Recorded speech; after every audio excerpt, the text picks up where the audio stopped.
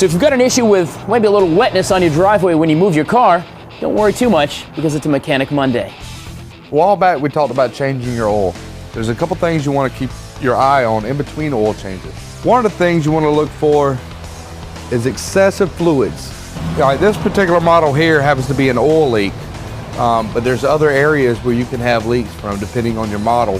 What you want to try to do is locate your power steering components. You have your power steering pump, you have your power steering rack, and you have your lines connecting everything. You want to check around those lines and make sure there's no power steering fluid.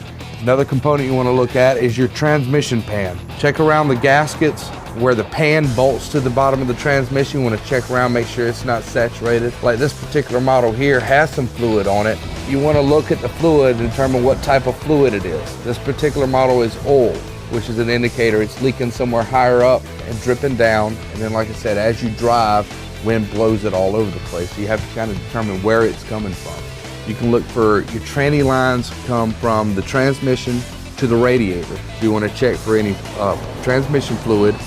And when you get up around the radiator system, you can look through for any coolant leaks, which will typically be green for older antifreeze. Some of the newer stuff is yellow or red even.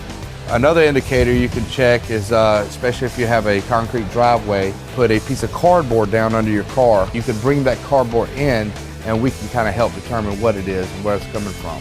This particular leak here, that's an antifreeze. It has a green tint, watery, compared to your oil, which is a black used. That's used motor oil. That's a good indicator of the difference between the fluids.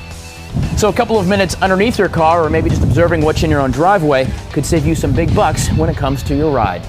On Mechanic Monday, Tyler Ryan, Watch Fox News.